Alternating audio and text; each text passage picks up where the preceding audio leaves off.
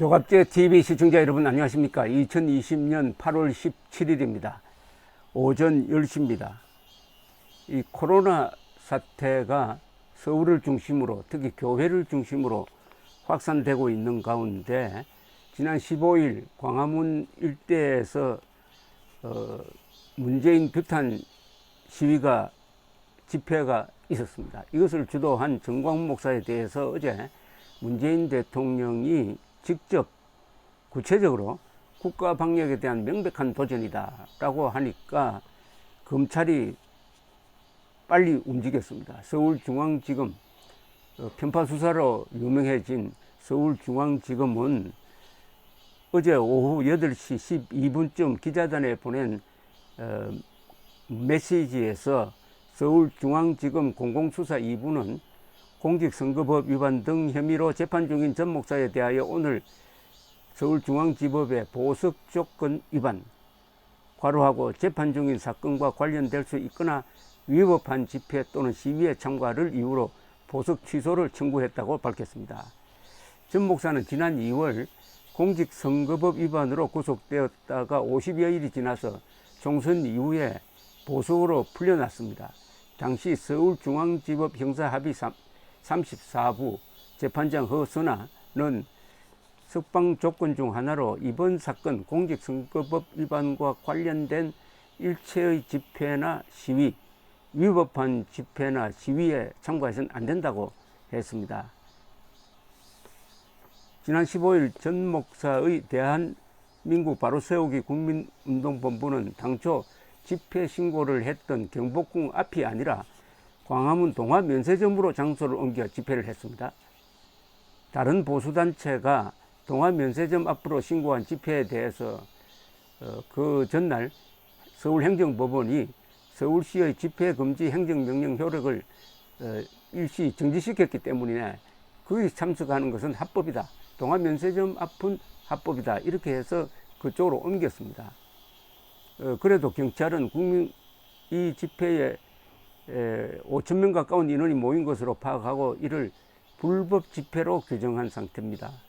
이에 대해 검찰이 바로 보석 취소 청구를 한 것인데 앞으로 쟁점이 이게 바로 불법 집회냐 아니냐에 의해서 갈릴 것 같습니다. 동아면세점에 있었던 집회가 불법 집회냐, 거기 참석한 정광훈 목사의 행동이 보석 조건에서 명시된 위법 집회에 참가한 것으로 되어 가지고 보석 취소 청구 이유 또는 보석 취소 결정 이유가 되느냐 하는 게 쟁점이 될 것 같습니다. 형사소송법에 규정된 보석 취소에 해당하는 경우는 도망하거나 죄증을 인멸할 염려가 있을 때, 소환을 받고 정당한 사유 없이 출석하지 않을 때, 피해자와 관계자 등에게 해를 가할 위험이 있을 때, 법원이 정한 조건을 위반한 때 등인데, 전 목사는 법원이 정한 조건을 위반한 경우에 해당합니다.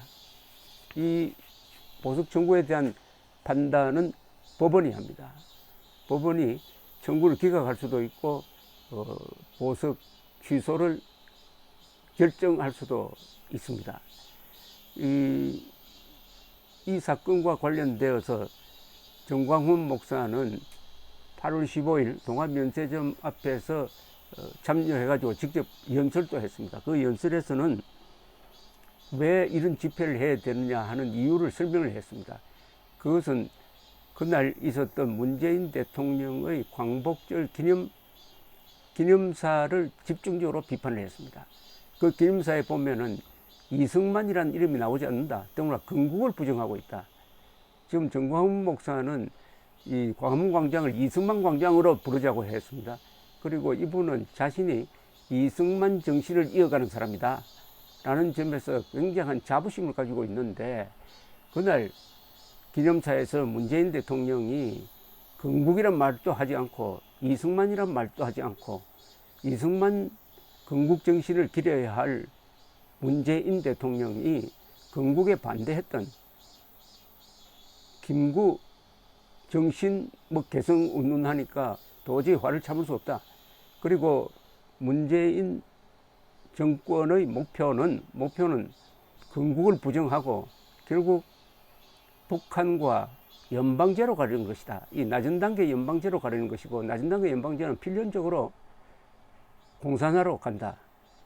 그래서 자기는 그 목숨 걸고 이런 공산화를 저지하기 위해서 행동하지 않을 수밖에 없었다라는 주장을 일관되게 했습니다. 자, 문제는 이 집회의 적법성, 합법성도 문제지만은 지금 코로나 이 사태가 정광훈 목사가 심무하고 있는 사랑제일교회를 중심으로 확산이 돼 가지고 지금 사랑제일교회에서 확진자가 한 200명 이상 나왔습니다. 그런데도 집회를 강행했다고 하는 점에서 여론의 아마 악화가 지금 진행되고 있고, 특히 친여 매체가 이 점을 집중적으로 부각시키고 있습니다. 이것도 아마 보석 청구에 대한 법원의 판단에 상당한 영향을 미칠 것이라고 보여집니다. 문재인 대통령은 지난 15일 연설에서 건국이란 이야기, 이승만이란 이야기, 그리고 대한민국의 건국 이념이 자유민주주의라는 이야기, 또 해방이, 광복이 연합군의 승리로 이루어졌다는 이야기, 건국이 미국과 유엔의 도움으로 있었다는 이야기, 그것을 방해하려고 했던 김일성의 기도를 좌절시키고 우리가 선거를 통해서, 공정한 선거를 통해서 정부를 구성하고, 그리하여 그의 유엔 총회에서 대한민국만이 한반도 전체의 유일한 합법 정부로 인정되었다는 이야기, 무엇보다도 1945년 8월 15일이 광복이고 1948년 8월 15일은 정부 수립을 선언함으로써 1년의 건국 과정이 완성된 날이었다는 이야기를 싹 빼버렸습니다. 이것은 문재인 대통령이 스스로 나는 대한민국 대통령이 아니라는 것을 선언한 셈이 되었습니다. 왜냐? 대한민국 건국을 문재인 대통령은 인정하지 않을 뿐만 아니라 언제 건국되었다는 이야기를 요사이는 하지도 않습니다.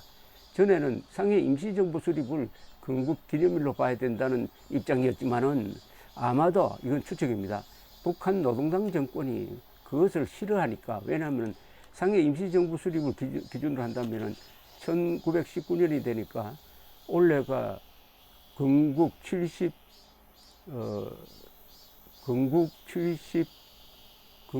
아니라 101년째, 101년. 그런데 북한은 48년을 기준으로 하니까 72년밖에 안 된다. 대한민국이 더 정통성이 있는 국가가 된다 해서 반대했기 때문에 김정은 눈치 보고 2019년에 건국 100주년으로 기리겠다고 약속해놓고 그것도 하지 않는 것으로 보여진다면은 지난 15일에 있었던 문재인 대통령의 연설은 반대한민국 연설입니다. 여기에 분노한 정광훈 목사의 논리는 상당한 근거가 있습니다. 자, 이제 문재인 대 정광훈 구도가 되어버렸습니다. 그런데 양쪽이 따지는 논점이 달라요. 정광훈 목사는 지금 대한민국을 해체해가지고, 문재인 대통령이 대한민국을 해체해가지고 북한에 갖다 바치려고 한다는 취지의 생각을 갖고 있고, 문재인 대통령은 방역에 협조하지 않는다. 그러니까 엄단하라. 이런 양쪽이 다 상대방을 비판하는 입장이 다릅니다. 그러나 국민들 입장에서는 양쪽을 다 감안해서 따질 거는 따져야 된다. 그게 공정할 것이다. 이런 이야기 됩니다. 서로 물타기를 해서는 안 된다는 거죠. 그러니까 정광훈 목사가 문재인 대통령을 비판하고 왜 폭우 속에서도 그런 집회를 강행할 수밖에 없었느냐 하는 입장도 고려돼야 되고, 또 문재인 대통령이 말했던 방역에 협조하지 않았다는 점도 고려해야 이게 이번 사안을 객관적으로 볼 수가 있다, 이렇게 생각을 합니다. 사실관계는 그렇습니다.